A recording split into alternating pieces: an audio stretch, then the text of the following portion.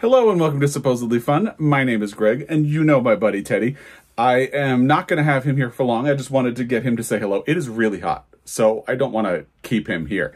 But I wanted you to be able to say hello and see how adorable he is. And I'm going to let him go. So there's your Teddy fix. So I am here today to do a Friday Reads video, and it's really hot where I live. And I'm also filming this later in the day than I usually would. My workday just ended, and Teddy is a little bit restless and a little bit hot. So I'm going to have to take him out for a drive because it's been so hot here all week that there hasn't been much we can do. You know, you can't really go for a walk and all of that stuff. Thankfully, Teddy really likes a drive in an air-conditioned car, so that's probably what we're going to do. If we can find a nice, shady, cool area in town, we will do that. But it's become harder and harder and harder to find those shady and cool areas. Anyway, if you'd like to jump to the Friday Reads portion of the video, you may do so at the timestamp that will be in the description box down below. Hopefully, it is not as hot where you are as it has been where I am. We've been hovering around 100 degrees all day, all week, and that has been a lot. But anyway, the reason I'm filming this later in the day, I was all excited because I'm filming this on a Thursday, and I have wanted to get back to filming my Friday Reads on a Thursday for a while because Fridays tend to get a little bit stressful if I film and try to edit a whole video on Friday so I can have it ready to go on Saturday. But then the New York Times threw me for a loop because they had announced their 100 best books of the 21st century, and I did a whole video about it on Monday. If you haven't seen it, I will link it in the description box down below. They had said that they were going to take submissions from readers. They had a website where you could submit your top 10, because that's how they did the list. People submitted their 10 unranked nonfiction and fiction, and they found the books that appeared most often and used those to create the list. So they said they would use the reader picks at some later date. It turns out that later date was today, the day I'm filming this, Thursday, July 18th. So I woke up this morning and opened Instagram, and bam, there was the list of reader picks, all 100 of them. I will link that video down below because by the time you watch this, it will have been posted. That's the magic of the internet. It is currently uploading. As I am filming this, it is 29% of the way uploaded, and it's going really slowly because did I mention it's really hot? But anyway, I had to film that video this morning, and then during my workday, I worked on getting it edited, and now my workday is over, so here I am filming my Friday Reads. So it ended up still being a bit of a crazy day, but at least I'll have tomorrow to edit this video, and I'm hoping that this trend will sort of continue. There's a dog barking. It's not Teddy, I know that, so we should be good. Anyway, I finished 2 books, and I actually finished both of those books kind of over the weekend. So I think I'm also at a nice point where part of the reason I've been unable to push myself to film on Friday, or on Thursday rather, is that I'm always really close to finishing a book. And I think if I just wait one more day, I'll be done with this. And I don't have to do that because I already finished 2 books over the weekend, and I have 2 more in progress. So we'll talk about all of that when we get to the actual Friday Reads portion of the video. The first thing I should talk about, well, I've already talked about a lot of things, but the first thing outside of all of those, I guess, is just a thank you. Everybody left wonderful comments. And you know what's really funny? So in my last Friday Reads, which will be in the description box down below if you haven't seen it, I talked about how I have been feeling a little bit, well, I'm still feeling really stressed. You know, I don't know if you've noticed, the election just seems to get crazier and crazier here in the United States. So you can't see it, but I am wearing a Vote to Protect Democracy t-shirt today, and I will still have that link down below so you can check your voter registration status, or you can register to vote. It makes it really, really easy. Because one thing I know for sure, you gotta vote. You gotta vote. There's so much on the line for so many different communities. So if you thought I wasn't going to bring it up again, I'm bringing it up again. So the important thing to note there is vote, vote, vote. I don't care if you don't feel engaged in the election. You need to vote. That's it. Hi. So I am out walking Teddy now. We found a mostly shady part of town, and I wanted to add something, which is that I don't know if you listen to the If Books Could Kill podcast. It's wonderful. They had done an episode about Hillbilly Elegy, which is very top of mind for the news this week. So if I can, I will link it down below. If not, just look up If Books Could Kill. They re-released it, so it's the most recent episode in their feed. It's all about why that is an atrocious book, and you should check it out. Back to Teddy. Teddy. So in that last Friday Reads video, I had mentioned that I had been really struggling to keep up with comments on my videos. Part of that is just the sheer volume of comments. Part of them is that I had said that it was since June, but it's actually since May when I did my Pulitzer reaction, because ever since I didn't like Night Watch, I have been getting a lot of really negative comments on the channel. And what's really funny is that since that video, since that Friday Reads video that posted last Saturday, I have not gotten a single negative comment on this channel. Almost a solid week of nothing bad, which is wild. And I mean, it's not that every comment has been positive, it's just that there haven't been any comments that are, you know, intending to be insulting or anything like that. So big change. I'm here for it. I'm sure it won't last, but that has been nice. But also there was just a nice outpouring of support from people about, you know, just everything. So thank you for that. And I actually did manage to respond to all of the comments on my Friday Reads video and the New York Times 100 Best Books of the 21st Century. And I released my book haul revisit for July. So far, I've managed to keep up with comments from all of those videos, which feels really good. It's also been a weird week where I haven't gotten a lot of new comments on older videos. So I've even kind of been able to keep up with them. It just is, I'm sure it won't last, but it's been a really good week for that. And I did just want to, again, say thank you for all of the support and all of the kind words. That is really nice.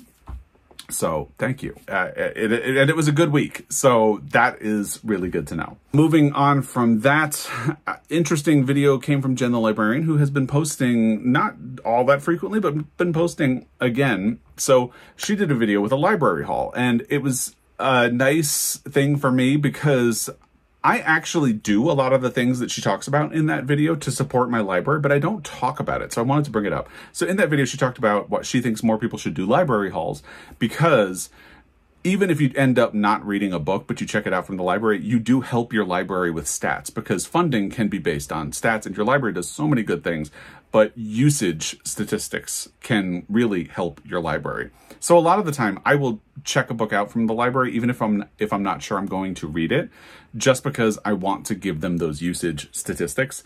And I actually did that last week, and I don't have the book because I actually returned it yesterday, but I got Do Tell by Lindsay Lynch. And I had been thinking that I might want to purchase a copy. Lindsay Lynch is the book buyer at Parnassus, and she published a book last year and went on a book tour with Ann Patchett, who released Tom Lake right around the same time. Anyway, I had been thinking that I wanted to read it. It just came out in paperback, and I was thinking I might want to order one from Parnassus, but I figured I had a hold at the library anyway, so I would do a sort of test case. And again, I knew that if I was going to read it, I was probably going to order it, but I checked it out from the library to help them with their usage statistics, got the book home, and I liked the first chapter enough that I called and ordered the book. And by the way, the people at Parnassus are so nice. Anyone who answers the phone is so kind and helpful and wonderful. Point being, support your library. And that is a good way of doing it. And I don't do library book hauls. I don't think I'm going to start, but it is a good thing to do. And I'll have a link to Jen's video down below. She talks a lot more about ways to support your libraries. So I wanted to mention that. I also wanted to mention that in my last video, I had talked about how weird it is that I keep ordering hardcover copies of The Shipping News by Annie Proulx and getting paperbacks. The consensus on that was that what I was getting is either a pirated copy of the book, or it could be a book club edition of it from the 90s. I think it's probably a little more likely that I keep getting book club editions of it, but thank you for all of the responses. I honestly, I can't really tell. However, the day I filmed and edited that video, I looked online and there was an affordable hardcover edition of The Shipping News on eBay, and there was a picture of the book, so I knew it was a hardcover, and that means I now officially have a hardcover copy of The Shipping News by Annie Proulx for my Pulitzer collection, which is on that shelf. You can't see it. And by the way, a lot of people have been requesting a new bookshelf tour. I don't know when I'll do it. Maybe next month, because I haven't done one since we redid my library in January of 2023. And they're so time intensive. I don't know. I'll think about a way to do it, because it has been a while since I've done one. So maybe. But anyway, this is now going to go on my Pulitzer collection. I have the hardcovers over there. I actually have overstock for my Pulitzer collection up here. That's where I keep paperbacks that I have, because a lot of the time I don't want to read a hardcover edition of these books. So I have paperbacks that I can read, and then if I don't like the book, I can exchange it at my local used bookstore. But the hardcovers are the ones that I'm going to keep. And I have one. And that means there is only one more Pulitzer-winning book that I need a hardcover copy of. I did kind of cheat because a lot of the early ones, I got a Franklin Library edition that was affordable. So it's not an actual early hardcover because they cannot be in good condition and blah, blah, blah, blah, blah. But there's only one book left that I need for my hardcover Pulitzer collection, and that's Ironweed by William Kennedy. And at some point, I'll find a copy that will be affordable because that's the problem with that one. They're all kind of expensive. But that is really exciting. I actually got a hardcover, and now there's only one left. So that's really cool. And then there's only really one other thing. Actually, let's just get into the Friday Reads portion of the video because I want to include that one last thing in the discussion that I will have about one of the books in my Friday Reads. And since we're doing that, I'm going to skip, for now, the first book I finished this week and jump to the second book that I finished this week, which was Just for the Summer by Abby Jimenez. And the reason I want everybody to be here for this part of the conversation is that, well, first of all, it's something I wanted to talk about, but it is really specifically attached to this book, and it is part of the Friday Reads, therefore it still works. So if you saw my last Friday Reads, you may remember that I had finished a book called A Dash of Salt and Pepper. And that book in particular got a rash of comments, all deleted, from people saying, you read too many cinnamon bun books this year. You really need to get back to reading serious books and things like that. Those are kind of nice versions of those comments. They're all deleted. But I did want to mention and bring it up, especially in conversation about Just for the Summer, because so much is interesting in this book. And I feel like people who dismiss cinnamon bun books or, you know, romance books, whatever have you, anything comforting, are really missing out on a lot. Because, and this is where I don't like the term literary fiction, because to me, literary fiction says these are the books you should take seriously. And these books, these romance books, or these, you know, sci-fi books or cozy books, you shouldn't take them seriously. You really shouldn't be spending any time on them. Well, actually, no. You can get a lot out of these books. And this is something I was really thinking about as I had conversations with people in the comments on my last Friday Reads video. And Just for the Summer is a perfect case in point for that book. So this is actually the second book that I finished. But again, I want to talk about it first because I want to have this discussion. The thing that I was really impressed about in this book, and I had mentioned it in the last Friday Reads, is that you have Emma and Justin. Emma was a foster kid growing up, and basically her mother was really unreliable and abandoned her for weeks at a time. So she would get kind of left home alone and left to fend for herself. UPS just pulled up at my neighbor's house, so a dog is barking. I apologize. Anyway, so her mother is and was still in her life, but because her mother was so unreliable, she spent a lot of time in foster care. And now, as an adult, she thinks she's okay, but as the book continues, she is forced to sort of reassess and think about who she is, how she lives her life, and all of the lingering trauma that she has from her childhood. And specifically, she is struggling with an attachment disorder. She sort of lives this nomadic life as a nurse, and part of the reason she likes uprooting her life every 6 weeks or so is that she has an attachment disorder. I'm someone who had a difficult childhood. My parents were kind of crazy, both of them, for most of my childhood. So when I hadn't gotten that far into the book yet, I was relating a lot of her experiences to me, but actually I ended up learning a lot about my foster son. So my foster son is grown up now. He's 22, I think. He's out in the world on his own. So I don't talk about it that much. And I've never really talked about him that much because his story is not mine to share. And he was a minor for when he was actually living with us. But it's difficult to talk about as well, because since he grew up and aged out, he really hasn't been in our lives, and that's his choice. And we have tried to keep conversations going, and he drops them. And Emma her foster parents were a lesbian couple, and they see her as part of their family. They want her to be part of their family, and she really resists that. And as I'm reading this book, I'm thinking, my God, Joel and I are the lesbian couple, and Emma is essentially my foster son. And it helped me understand a lot of what he goes through in his life. And it also kind of helps me understand why he doesn't react to us, respond to us, why he seems to just not want to be part of our lives all the time. So, you know, again, anyone who is dismissing a book like this could be missing out on lessons like that. Like, I had a pretty cathartic emotional response to a huge part of this book because it's something you don't run into in literature a lot. You know, there aren't a whole lot of books that I know of that deal with emotional trauma from being in the foster system. The foster system is largely ignored in literature.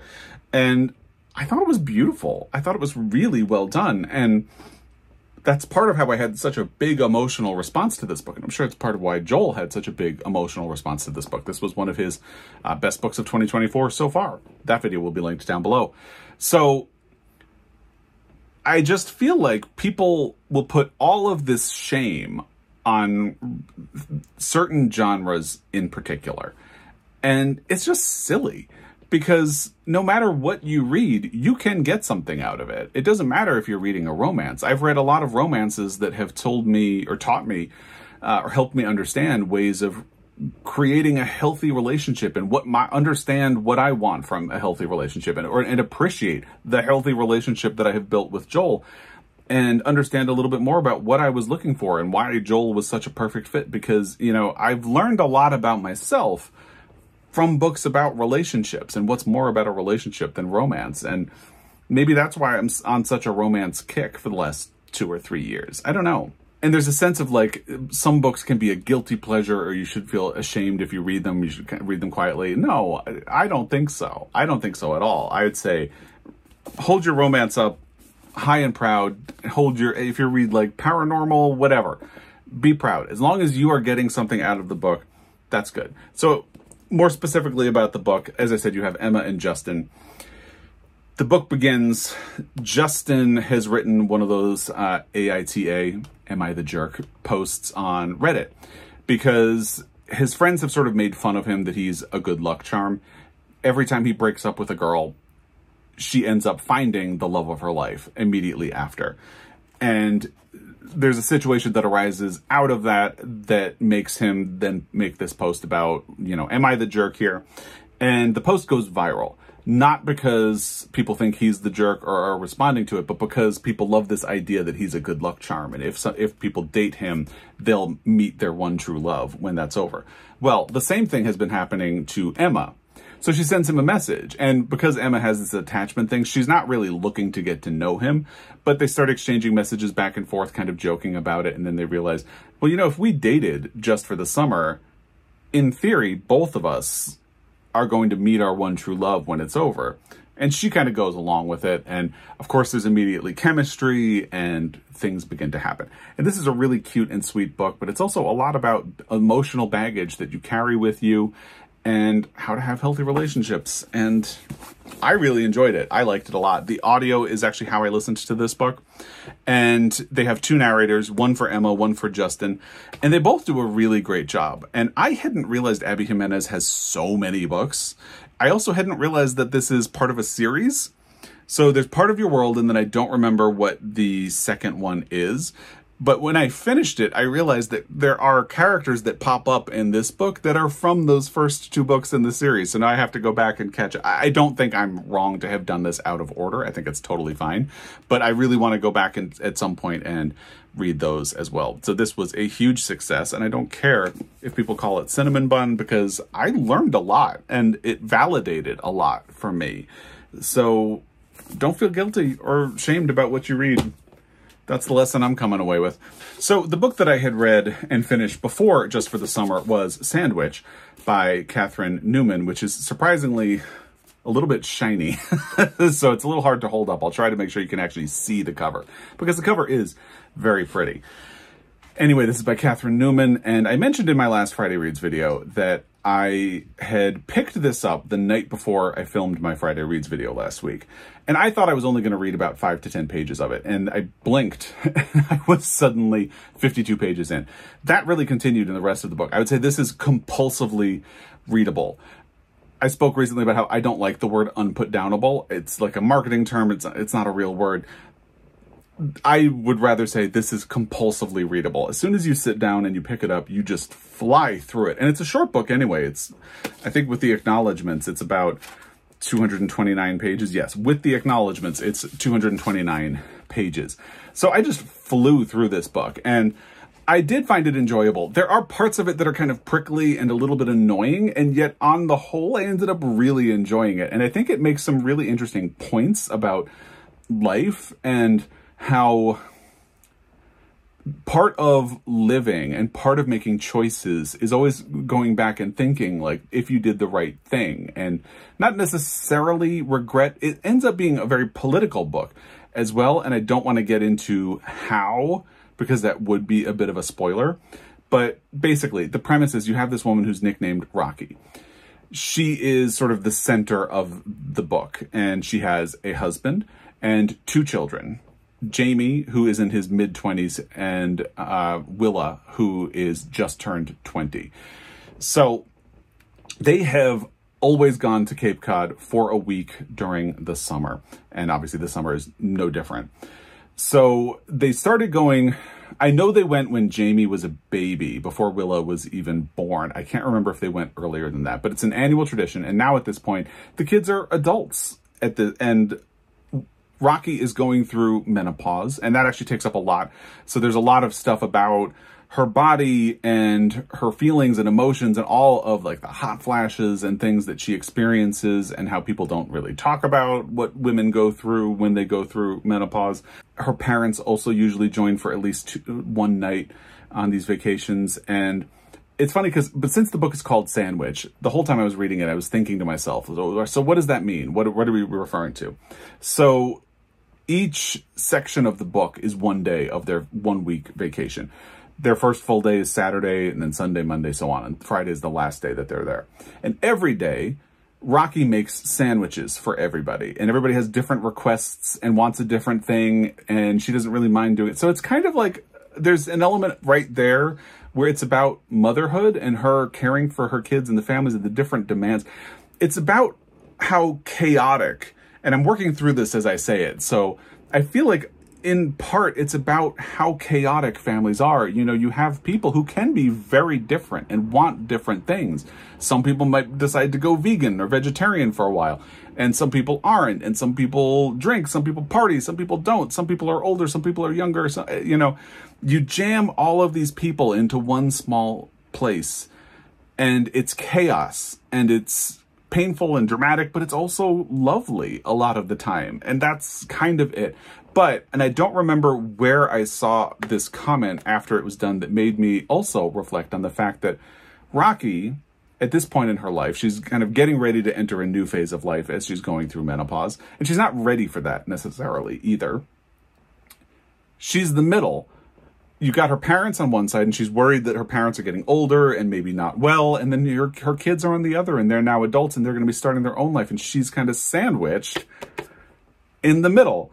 So I've had really interesting conversations with people, because a surprising amount of people have been reading this. I don't think it's actually surprising at all, because for a book that had a low-key release and not that much publicity drummed up before it was released, a lot of people got talking about this book and recommending it. So I don't think it's actually that surprising. But I've had some really interesting conversations and comments on Instagram and here with people who have also been reading it. And there's a common thread where Rocky is a lot. She is a lot. She can be infuriating, and she's also funny and human, and humans can be chaotic messes, and she definitely is. And I think I ended up really liking this book, and I think the fact that she can be so chaotic and stubborn and irritable and cranky kind of makes her fascinating in a way. And I think the book really has her play off of Willa well.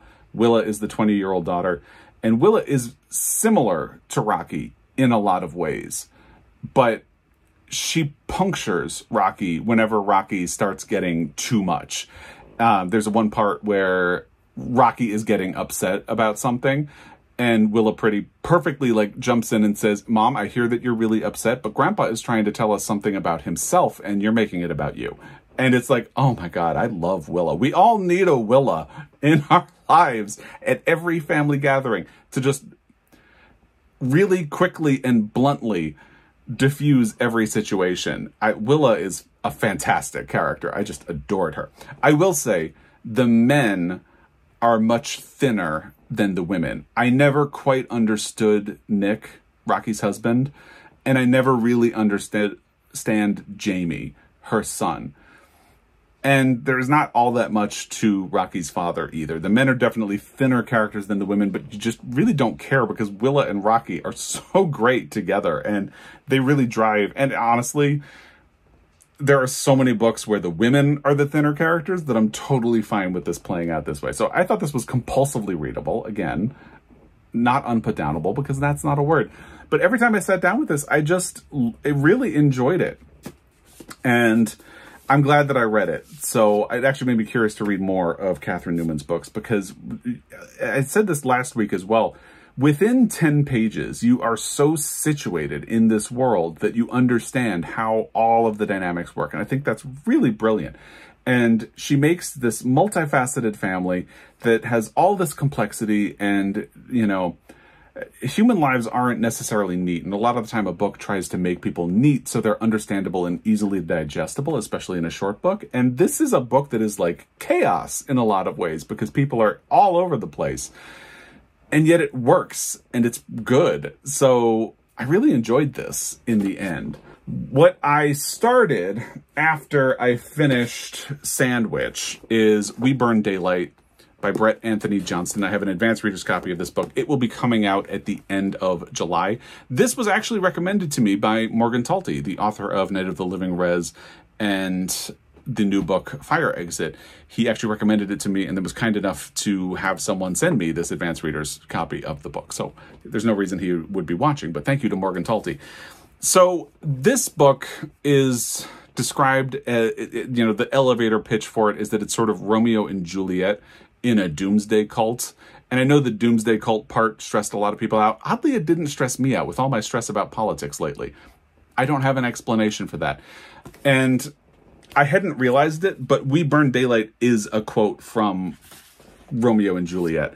You know, a lot of the time, books with like star-crossed lovers are compared to Romeo and Juliet, so I didn't think it was going to be that close, but it actually kind of is that close. So you have these teenagers in 1993 in Waco, Texas. This is really heavily inspired, not just by Romeo and Juliet, but by the situation with that cult. I'm completely blanking on the name of the cult, but you know what I'm talking about, in Waco in 1993 and the standoff that ended up happening there. So you have two teenagers who are going to be caught up in that, Roy and Jay. And one of the first things that started making me think, oh my God, so this kind of is actually literally Romeo and Juliet. Roy's father is the sheriff, and Jay and her mother live on the compound where the cult lives. So right away you have, Mercutius and Capulets, there's tension between the families. And then as I'm reading it, Roy has just gotten dumped by a girl named Rosie at his high school. He's sort of in the dumps about that in the beginning of the book. Well, in the beginning of Romeo and Juliet, Romeo has just gotten dumped, or thinks he's in love with someone named, I think, Rosalind. And so Rosie. And then I started thinking, oh, Roy, Romeo, Juliet. Oh my God, it kind of makes sense. Well, then it gets even more because the cult leader kind of knows Roy because they end up interacting a fair amount. And the guy, he calls himself the Lamb, calls Roy Romeo. And Jay is not her real name. She actually chose the name Jay. At least at the point of the book where I'm at, you don't know her real name because she says it's kind of old and stuffy, like something you would read in an old play. I mean, Romeo and Juliet is an old play. And then I marked this page. When they are having one of their first conversations, she tells him, call me Jay. And he had just told her that the Lamb calls him Rodeo. And he says, Jay, it's perfect. And she says, it's just a name, Rodeo. Just a bunch of letters that don't mean anything at all. I think it means something, I said. And then literally on the next page, Jay says, what's in a name? So there are actually a lot of callbacks to Romeo and Juliet throughout this book. And it's really interesting. And it is kind of dark and bleak and a little bit stressful, but I'm really enjoying this book. I am not quite halfway through. I'm at about 100 pages in, and there are 332 pages with the acknowledgments. So I have a ways to go, but I should be done by the time I do my next Friday Reads check-in. And I'm actually really enjoying this book. It does feel like it's building to something really interesting. And obviously you don't know how closely it will ultimately stay to Romeo and Juliet. The other interesting thing is that the perspective of the book moves back and forth between Roy and Jay, but you also have a podcast here in the present in 2024. So there are these chapters that are brief transcripts of people being interviewed for a podcast called On the Lam about what happened with this cult in 1993 and the standoff that ensued between the FBI and the cult members. So it's actually really interesting, and I am pretty well swept up in it. It's also a kind of beautiful cover. So that is what I'm reading in print. I took a day to listen to some podcasts and stuff once I finished Just for the Summer and to kind of emotionally recover. And then I decided to jump into The Coast Road by Alan Murren. This is a book that I saw everywhere when I was traveling around Ireland and Scotland. It had recently been released over there, and I had never heard of it. It just kind of caught my eye. It has the exact same cover in Ireland and the UK, although interestingly, it's a much thicker book there. I think the font size tends to be larger in UK books, but anyway, it's a much thicker book, but the cover is exactly the same. So for whatever reason, I saw this and I thought, I don't even know what that is, and that's a kind of fun cover. So I picked it up and I read the description on the book, and it sounded fascinating, but I ultimately didn't get it. And I kind of regretted it because I would see it almost every time I walked into a bookstore in Ireland and Scotland. And I'd think, that sounds so interesting, but I just don't know anything about it. And I don't know anybody who has read it. And since I got home, people have been reading it and telling me, I think MJ in Canada was the first who said, I just read this book that I think you would love. It's called The Coast Road. And I was like, oh my God, that's the book I didn't get.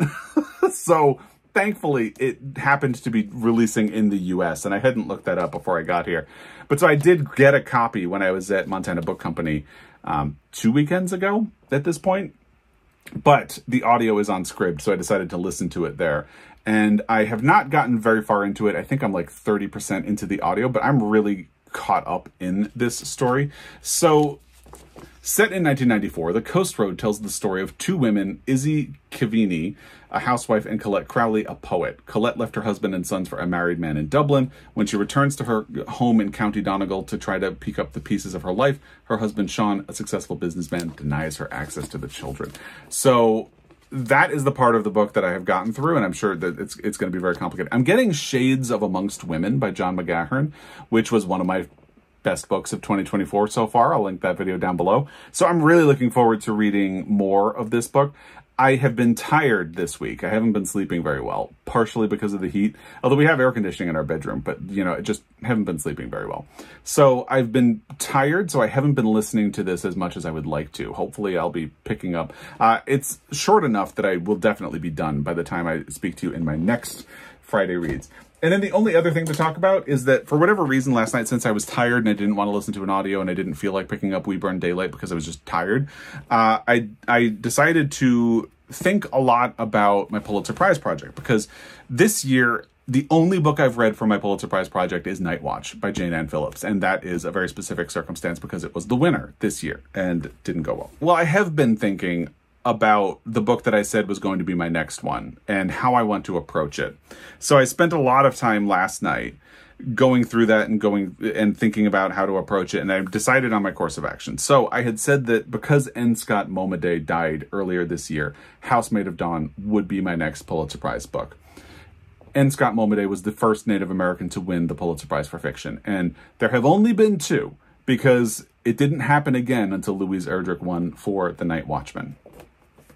So I wanted to do that because it feels like N. Scott Momaday breaking through and winning a Pulitzer Prize really meant something. And then like a generation of authors came up after him. And now we have Native American literature. But the thing I had been rolling over in my mind is that there was a book about Native culture that won a Pulitzer Prize earlier than that, but it was written by a white man. That's Laughing Boy by Oliver Lafarge. So I had been thinking, do I go back and read this book first, or do I just, because I feel like part of the story is that what makes N. Scott Momaday so groundbreaking is that the way it had been the generation before him was that white people needed to tell indigenous stories. And the thing that really convinced me that I need to do Laughing Boy first in order to approach Housemaid of Dawn is that last year when Joel and I were in Pullman, Washington, I found Yellow Sun, Bright Sky, The Indian Country Stories of Oliver Lafarge at a used bookstore called Bruised Books, Brused. Get it? Bruised, but also used. Ha. I found this there, and I had never seen anything else by Oliver Lafarge, so I got it just because it was adjacent. But let me read you two of the quotes on the back of this book. The first one is just the beginning of one of the quotes. It's from Paul Bohannon in the New York Times, so this is not like nobody saying this. Probably no one is so well qualified as Oliver Lafarge to tell the story of the American Indian to a general audience. Implication being, Native people are not qualified to tell their own stories. You need somebody else. And he goes on to explain that Oliver Lafarge is a trained anthropologist who has lived and worked with Indians in many parts of the United States. So basically, Native people can't tell their own stories. You need an anthropologist to do it. And then this quote from a biography of Oliver Lafarge says, "What doubtless was his most significant contribution was that he brought Indians into the consciousness of Americans as something other than casual savages without tradition or style." It's not good, right? So, and then I read the introduction to the book, and I actually started taking notes for Laughing Boy as an approach, because apparently what I learned from that, and this is why I have so much fun with these projects, Oliver Lafarge got a book deal because of the first story in this collection, which is North is Black. When that was published in a magazine, a publisher actually reached out to him saying, "Hey, would you ever write a novel about American Indian life?" And Laughing Boy was his response to that. So it's not going to be my next book, but I'm hoping either at the end of July or at the beginning of August, I will sort through this and get my Pulitzer Project for that out of the way so I can approach Housemaid of Dawn, because I feel like this is the run-up to why Housemaid of Dawn is so transformative in American literature. But that's the plan. And I don't know what books I will be picking up once I finish The Coast Road and We Burn Daylight. We'll kind of see how things go when I finish and what kind of a mood I am in. But anyway, that is what I have been reading and loving and doing this week. I hope you're staying cool.